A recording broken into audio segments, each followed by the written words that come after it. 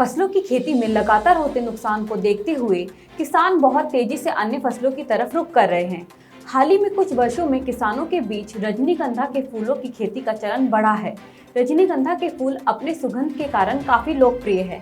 इसका उपयोग गुलदस्ता, माला, महिलाओं के बालों में लगाने के लिए और शादी विवाह की सजावट के लिए किया जाता है। इसके अलावा इसका इस्तेमाल कई तरह के तेलों को बनाने में भी किया जाता है। नमस्कार, मैं हूं प्रिया और स्वागत है आपका कृषि जागरण में। चलिए डालते हैं एक नजर आज की कृषि से जुड़ी विशेष खबरों पर। एमसी डोमिनिक कृषि जागरण और एग्रीकल्चर वर्ल्ड के फाउंडर और editor in chief Chandni Chowk नई दिल्ली में हरि सेवा मिशन द्वारा विश्व पर्यावरण दिवस समारोह के मुख्य अतिथि रहे। उन्होंने पर्यावरण के प्रति उनके योगदान के लिए हरि सेवा मिशन की प्रशंसा की। हरि सेवा मिशन ने 5000 पौधे मुफ्त बांटे। केपीडी के बुलटेक प्राइवेट लिमिटेड के अध्यक्ष M.K. गुप्ता ने इस कार्यक्रम को प्रायोजित किया और अपने विचार साझा किए। कृषि जागरण ने विश्व पर्यावरण दिवस के अवसर पर दोपहर 3 बजे से सस्टेनेबल इकोसिस्टम एंड एग्रीकल्चर विषय पर एक वेबिनार का आयोजन किया। वेबिनार कृषि जागरण के आधिकारिक फेसबुक पेज पर लाइव स्ट्रीम किया गया। मैं पिछले 15 सालों से जो हिमालयन जो एग्रो फॉरेस्ट्री सिस्टम है, एग्रीकल्चरल सिस्टम है, इन पे मैं काम कर रहा हूँ। लकीली मेरा काम भी रिसर्च का काम भी है। I was pursuing my PhD, तो मेरा पीएचडी का टॉपिक भी हिमालयन एग्रो फॉरेस्ट्री सिस्टम था। तो अपने पीएचडी के काम के बाद ही मैं बहुत क्लोज हुआ जो हिमालयन, जो हमारे जो यहाँ के एग्रो फॉरेस्ट्री सिस्टम्स हैं, जो हमारे बेसिकली ट्रेडिशनल एग्रीकल्चरल सिस्टम है। एंड मैं I am so lucky and I am very fortunate कि मुझे टेरी के साथ में भी काम करने का मौका मिला। And now I am working with TERI also. तो और इससे पहले मैं हिमाचल में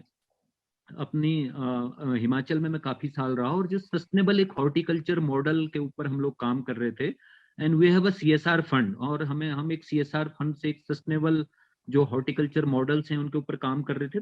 तो वो मेरे लिए एक आई ओपनिंग रहा। और मैं जब वापस अपने इधर मुक्तेश्वर में लौटा तो हमारे उत्तराखंड में एक बड़ा प्रॉब्लम था कि हमारी जमीनें दिन पर दिन छूट रही हैं और जो पलायन, जो हमारा माइग्रेशन है वो दिन पर दिन बढ़ रहा है। तो मैंने आसपास, मुक्तेश्वर के आसपास भी देखा कि हम लोग बेसिकली हमारा जो हॉर्टिकल्चर एरिया था वो बड़ा रिच था यहाँ पे। पहले ब्रिटिशर्स टाइम से यहाँ पे हमारे पास बड़ा जीन बैंक एक हॉर्टिकल्चर का था।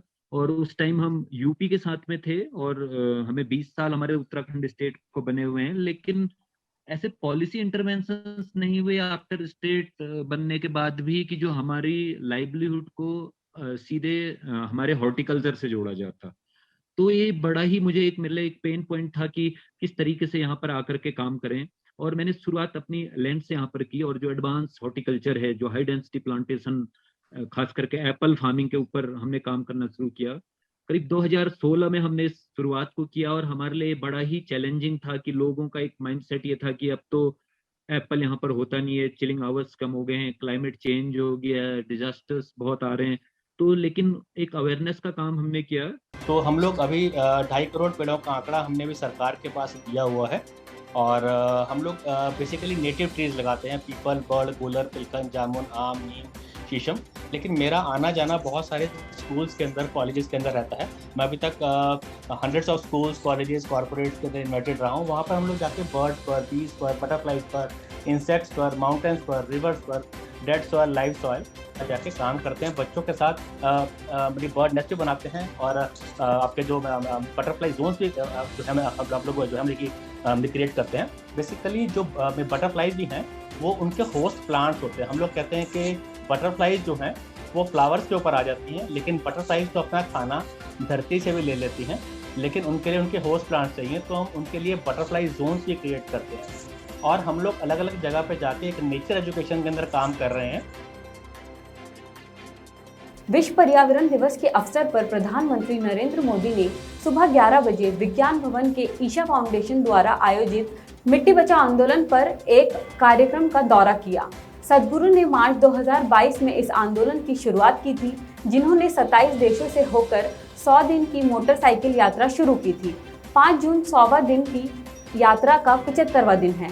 मिट्टी बचाओ आंदोलन मिट्टी के बिगड़ते स्वास्थ्य के बारे में जागरूकता बढ़ाना और इसे सुधारने के लिए एक वैश्विक आंदोलन है। आपको बता दें, इस कार्यक्रम को कवर करने के लिए कृषि जागरण की टीम भी मौजूद रही।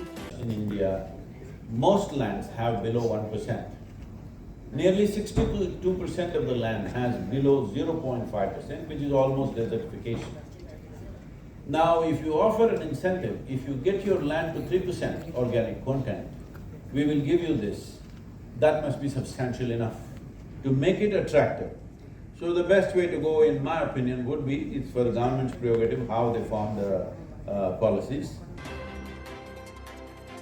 विश्व पर्यावरण एक्सपो का आयोजन ग्रीन सोसाइटी ऑफ इंडिया और भारतीय प्रदर्शनी सेवाओं द्वारा पर्यावरण, वन और जलवायु परिवर्तन मंत्रालय, भारत सरकार और संयुक्त राष्ट्र पर्यावरण कार्यक्रम के सहयोग से प्रगति मैदान नई दिल्ली में किया गया है। कृषि जागरण एक्सपो के आधिकारिक मीडिया पार्टनर के रूप में मौजूद रहे। विश्व पर्यावरण सम्मेलन का विषय है प्रकृति बचाओ, भविष्य बचाओ। Hi, this is Mrs. Shinde Vaishali from Blue Singa, Associate Director, Blue Singa Innovative Private Limited.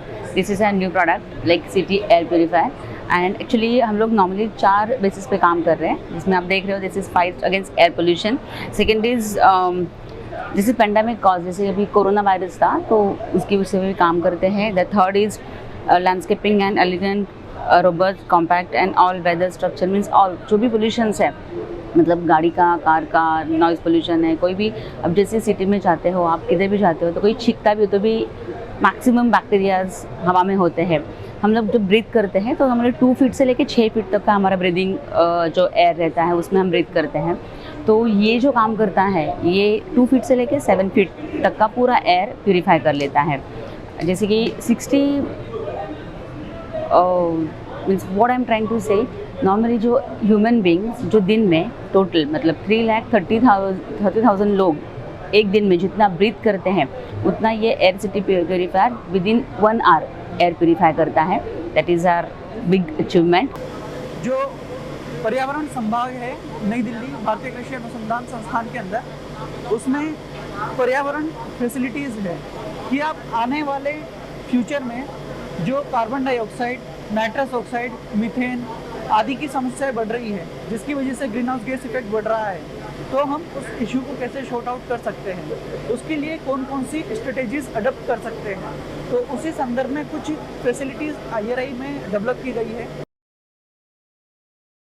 Bharat के पर्वतीय क्षेत्रों पर विशेषकर हिमालय क्षेत्र में ब्रह्म कमल बहुत पाए जाते हैं. ये उत्तराखंड राज्य के राजकीय पुष्प भी है.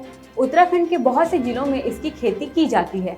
ब्रह्म कमल की सबसे बड़ी विशेषता ये है कि ये साधारण कमल की तरह पानी में नहीं खिलता. ये पेड़ पर उगता है और ये फूल रात में खिलता है. ब्रह्म कमल बाजार में 500 से 1000 रुपये तक बिकता है. साथ ही आपको बता दें, हिंदू धार्मिक मान्यताओं में इसका बहुत महत्व है.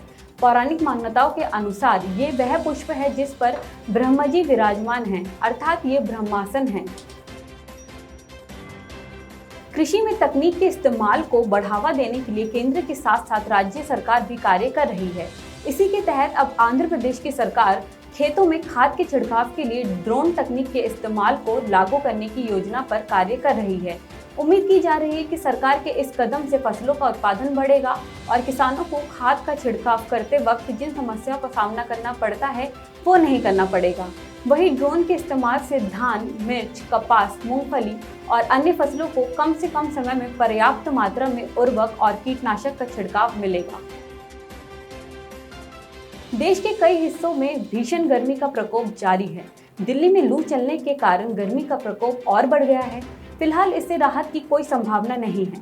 साथ ही भारत मौसम विज्ञान विभाग ने बताया कि 5 और 6 जून को राजस्थान और मध्य प्रदेश के पश्चिमी क्षेत्र में 30 से 40 किलोमीटर प्रति घंटे की रफ्तार से तेज हवाएं चलने की संभावना है. आज के लिए बस इतना ही. आगे की अधिक जानकारी के लिए बने रहिए हमारे यानी कृषि जागरण के साथ. धन्यवाद.